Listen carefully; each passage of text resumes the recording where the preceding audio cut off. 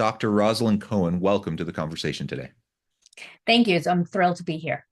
It is a real pleasure to be sitting down with you. You're joining us from San Francisco. I'm south of Salt Lake City in Utah. And today we're going to be talking about broadening how people view commonalities to create cultures of inclusion and belonging. This is such an important conversation. We live in such a polarized world. Diversity, equity, inclusion, and belonging has become so politicized, and it's hard to have any meaningful conversation around this topic nowadays because people just get so upset and so angry, and it's so sad to me because this doesn't need to be a politicized conversation. When you boil it down to the nuts and bolts of what this is all about, it's really just about treating people with dignity and respect, being kind to each other, and I think that's something that pretty much everyone agrees on, Yeah. regardless of your political views, your socioeconomic background, whatever your religious perspectives, whatever your background or perspective may be. I think pretty much everyone agrees that we want to be kind to each other. We want to treat people with dignity and respect. But unfortunately, the DEI conversation has been largely co-opted politically, and it's just become, part of the culture wars. And so now we're in this place where we can't have conversations about it. And unfortunately, the needed work that needs to be done can't be done. And so we find ourselves in a logjam. So this is what we're going to be discussing today and try to figure out what is the path forward. How can we move forward productively in this current climate? As we get started, I wanted to share Roz's bio with everybody. Dr. Rosalind Cohen, aka Dr. Roz, is an entrepreneur, speaker, author, and connectifier who helps organizations build inclusive, radically connected cultures of belonging that benefit individuals and drive business growth. A rising thinker in the worlds of belonging and inclusion, Dr. Roz earned her PhD from the Leadership and Change program at Antioch University, completing her dissertation on the impact of inclusive leadership on employee engagement and organizational success.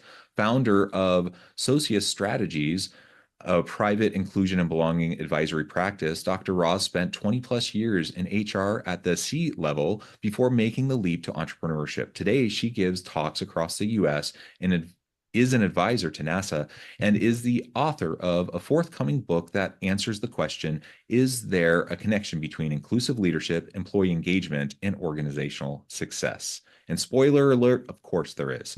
Dr. Roz Cohen is anything but your traditional HR lady. I love everything about that. I love your background. Anything you would like to highlight by way of your background or personal context before we dive on in? No, I mean, I'm thrilled to be here. My background is what it is.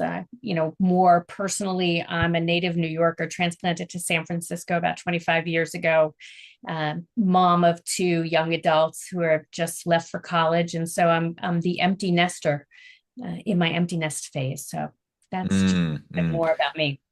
Yeah, wonderful, wonderful. And I think about those days. I have a ways. I have two in college, and then I have four still at home. And but I'm approaching. I have maybe another 5, 6 years before I might be at that stage where I am approximating empty nester stage. And I wonder what is that going to be like. I have no idea. I can't wrap my mind around it, my head around it. But we'll see. We'll see what that's like, and maybe I'll call you back then and see Absolutely. how did you manage that? Happy to help you along in that process. Absolutely. Yeah, it'll be a journey, I'm sure. All right, so you did your doctoral work um, on this. Of course, you have all this decades of practitioner experience and C-level leadership experience in the space as well. What brought you to this work? And then we can start to dig into, why it's so important and where to go from here. So it's a great, thank you for asking the question. So I grew up in New York, as I had mentioned, and was really impacted by my grandmother. She's the one who introduced me to Judaism more as a culture versus a Mhm. religion. And I consider myself more culturally than I do religiously Jewish. Well, one of the things that I learned through her was that there are these values that are important within Judaism. The two that resonate the most with me are tikkun olam and tzedakah. So tikkun olam means reparation of the world, and tzedakah means to give back. Mm. And don't come for me if I've screwed those up. This is my interpretation of those things. So when I got older and began to see sort of the world that we live in, they became really pronounced for me in figuring out how to do the work to repair the world, to make it a better place. While that sounds a little idealistic, I believe that I can have an impact in where I can. I'm not going to change the world totally, but I can definitely have an impact. So Yeah. So that's how I got here, through a long and opportunistic path of professional work, working in finance and nonprofits and a variety of other organizations, and then came to start my own place, hung out my own shingle, as my father would say. Yeah, well, and I agree. I think we all can influence the world. We all can be agents of change within our own sphere. And, am I going to be a transformational agent of change globally and transform, societies? Probably not. But can I, have influence in my home? Can I have influence in the organizations in which I work or consult? Absolutely. And can I make a difference in my team? Absolutely. So we do have influence in our spheres of influence. We absolutely can be agents of change, and I believe all of us should strive to be the change we want to see in the world. And that can be overwhelming though, because Can the be. world is a messy place. The world Yeah. and it's constantly bombarding us with Yes. the hard stuff, the negative stuff. And so to be agents of positive change means we have to be idealistic and we have to be optimistic Right. amidst the hard stuff that's constantly coming at us. I agree, and I think we also need to be pragmatic, right? Sure. What you talked about influences, spheres of influence, and I talk about that a lot in my work. Is that what do you have the immediate control over? What do you have the influence over? And what do you have concern about that you can't necessarily do anything with? And by focusing on those first two spheres, what do I have immediate control over, and what do I have influence over? You can make change, and you don't know what those influences end up doing for others who end up making different changes in other aspects of their lives and other aspects of their community. So the overwhelming can be countered a little bit by the what can I actually do, and where can I actually have some impact, versus, oh my gosh, the world is falling down and everything is horrible, and there's nothing I can do about that. Yeah, So yeah, absolutely.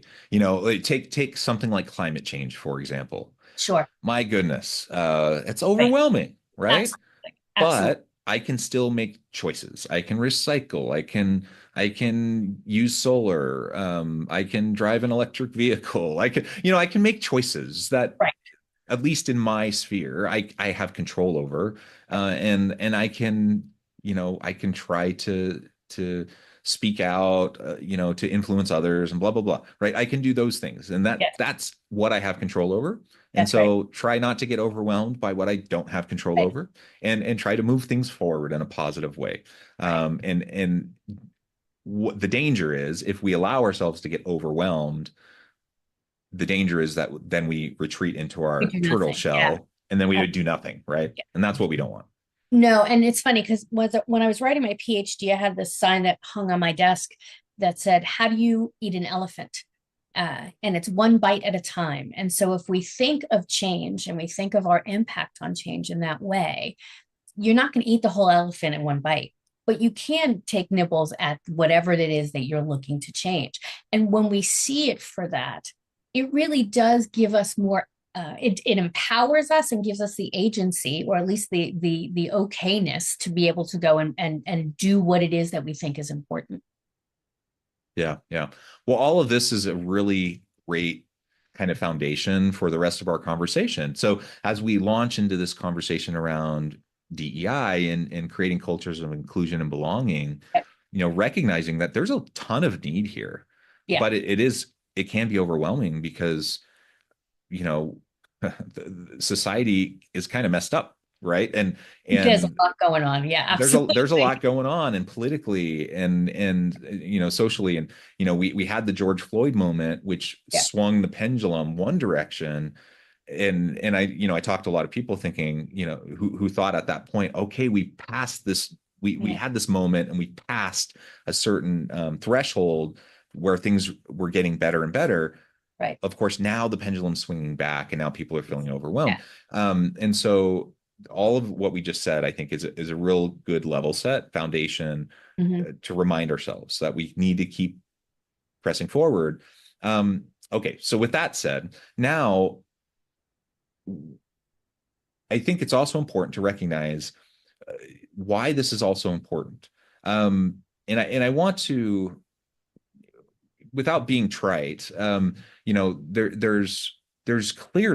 so much research on this. There's clearly a strong business case Hmm. for diversity, equity, and inclusion. Um, it leads to better decision making. It leads to better bottom line outcomes for organizations, better Absolutely. productivity, better innovative thinking and creativity, et cetera, et cetera. We could list a whole bunch of things, and there's lots of Absolutely. research to back it all up. Of course, I would like to think that just as humans, we wouldn't even have to go there. Like, we could just say, from a moral, ethical, human Sure. perspective, Right. that Absolutely. should be enough. But even if it's not enough, that we can say, okay, at least from a business perspective, from a Right. bottom line perspective, it just makes dollars and cents sense, right? That Right. we do this. So if we can all just agree that it makes sense that we do, that we go down this path, that we try to foster safe space where Hmm. everyone can feel needed, wanted, valued, where they can have a sense of belonging and contribute in meaningful ways, that's better for everybody. Right. If we can agree on that, and I do think most people agree on that, then the question becomes, how do we do it? How do we actually do it, especially in this polarized Yep. moment where it's hard to even have a conversation? So I actually would challenge that a little bit. I don't think we can all agree on that. And I think that's where the root of the problem is. I think that there are people that don't think that a diversity of opinion or perspective is a better thing. So the work that I do absolutely includes this idea of diversity, and how do you have diverse ideas be a part of a space that allows these perspectives to make better decisions. But where I think we lose folks is this idea of belonging. Um, I would challenge that a culture of belonging where people feel valued for who they are, Mm-hmm. but also connected to others, is a better strive. So, what I'm saying is the unique qualities that you bring to an organization or you bring to a relationship, whether it's professional or personal, are also balanced with this connection that we have in whatever capacity and for whatever reason. So I joke with clients sometimes. I'm a mom of two young adults, and I knit. Right, that is my relaxation, Mm, as opposed to yeah. being on the phone while I'm watching television, because just can't quite sit still. But you wouldn't know that about me. You wouldn't know that I knit blankets, mostly square objects. I knit blankets, scarves. I'm really good at square stuff. Um, but you wouldn't know that. So, how do we, as managers and as leaders, create space where people can share those identities that are not surface, that are not Mm-hmm. based upon race or gender or perceived anything else? So, what do you need to do in order to give people the opportunity to share that kind of information? And that's where inclusive leadership comes in. It is not, look, I would love to think that we would all create a space where everyone felt included and all voices are valued. And that's what we should continue to strive for. What I would think is the first step or the first bite in that elephant is, how do we create a space where people have the opportunity to share pieces of themselves that they normally would not be able to see. Like, let's just Mhm. start there. So if we can do that, and I can recognize that you and I both knit. So now, Jonathan, you're a knitter in my world. If you and I have that chance to share that we have that commonality, naturally people will begin to open up and be able to have other conversations. So things like you being a white man and me being a white woman, the gender is not as nearly as important anymore as the fact that we have this commonality of knitting. That doesn't mean that those things are not important. But what we're saying is, how do we create a space of belonging that people can share identities that may not be immediately apparent in order to learn about each other and maybe go, hey, maybe Jonathan's not a bad guy. And I had all these preconceived notions about who he is and what he does. And now that I know he's a knitter, maybe we have a little bit more in common than I anticipated. That, I think, that creating of that culture is really got to be a primary desire, and it's got to be part of the foundation of managers and leaders creating space for others. Yeah, I like that. I was just having a conversation with somebody yesterday that I think illustrates this really well. Um, she's had a career, a women in STEM. Okay, so and I was asking, what has your experience been? I was actually sharing an experience that my daughter had had. She's a sophomore in college, where she had to deal with a misogynistic kind of jerk uh, team partner, a dude who is just treating her bad, and I knew that she, has had a career in STEM. I'm like, what has it been like for you as a woman in STEM? Especially, hopefully things are getting better, but like, 20 years ago Right. even. And and she expressed exactly what you just expressed. That for most of her career, she was the only woman in the Sure. room. And it often was an issue. It often was challenging.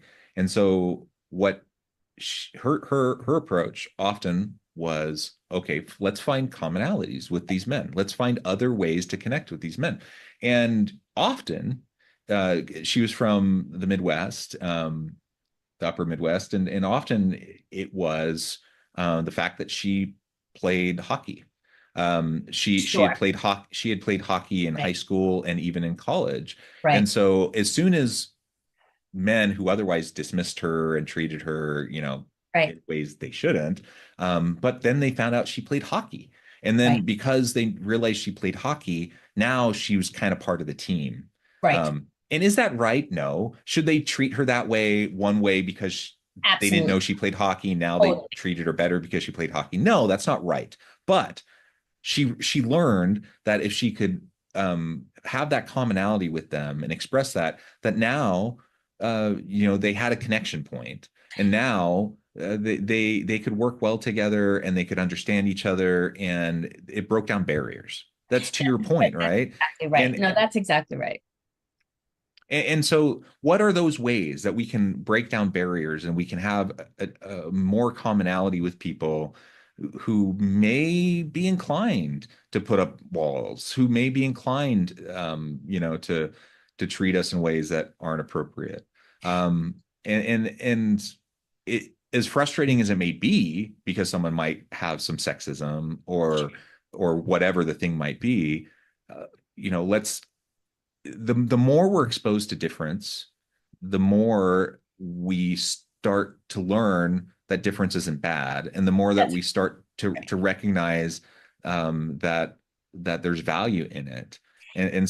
But when we have the barriers up, we don't expose ourselves to it, yeah. and so those commonalities start to build bridges. So, people fear what they don't know, right? Right. They fear something that they have limited exposure to. So if you are a white person coming from the Midwest and you have never encountered a Jewish person like me, there's a fear because all of these stereotypes and all of these things that we've been programmed to know, allegedly, about a Jewish person is there. That's what's in the front of my mind. As a matter of fact, a really quick funny story is moved from New York to Muncie, Indiana. I was working at Ball State University, and shout out to Ball State University. This is not about you at all. It's just, this is also a long time ago. And I was at the Kroger. I was Krogering, as they called it, shopping for food and such. And I pulled out a check because I'm that old. And my license was a New York license, but my check was an Indiana check. And the woman at the register said to me, what kind of name is Cohen? And like, I know where she's coming from. I'm like, well, it's a Jewish name. She said, oh, I've never met a Jewish person before. Can I ask you a question? So in my head, because I'm a bit, of a sarcastic human, I was like, oh God, this is going to be good. And her question to me was, why did my people kill Jesus? Now, what's interesting about that is I had never heard that before. I grew up in New York. That had never been something that I had encountered.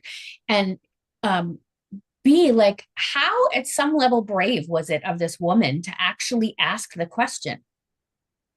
So we talked for a little bit. I came up with a bit of a sarcastic response, which was, I don't know, I wasn't there. But then we talked a little bit, and we were, talking about religion and people and values, and sort of how, Jewish culture is really about family and connecting and being a greater purpose and doing more. And the more we talked, the more there was that commonality there, right? The more there was just like, well, yeah, that's sort of like my family too.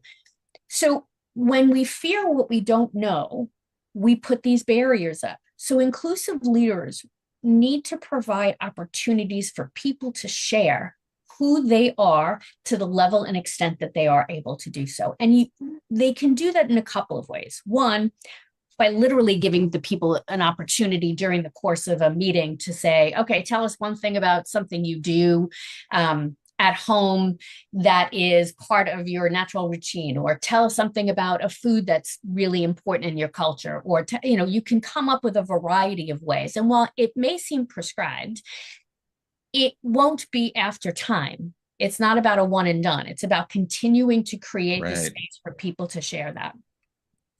The other thing that you can do is recognize that you have different types of people within your team or within your group, and they have different ways in which they come at information. So one of the things I talk with clients about is, if you don't send out an agenda in advance of a meeting or don't follow up with notes afterwards, you are losing a whole group of introverts and folks that may need a little more processing time before they respond. You're missing that whole group. And all you're hearing from are the folks like me, who immediately can give you an answer or give you an opinion. I'm real good at giving an opinion about something. So you don't provide the space for folks like that to be able to really contribute fully. So these are really simple ways that you can create the space for people to talk about who they are and share what they're comfortable in sharing, that allows those connections to happen that may not normally happen. Yeah, I like that. Simple little mechanisms, ways that people can flex that muscle, Absolutely. get used to it, right? Of just sharing. In fact, just earlier this morning, I was in a meeting where in that group we practice this, and it's just a simple common thing that in our weekly staff meeting, Sure. we do this and we share something about our week. And it's a simple little thing. It's a simple way that we're able to get to know each other. And That's exactly right. we all have different backgrounds. We all Right. have different worldviews. We all, and in this case, it was just after Thanksgiving. And so, we all had different experiences with family or with, different things that we did. And as we went around the room, there were 8 different people in the room, and my goodness, there were 8 completely different types of things that were Well, shared.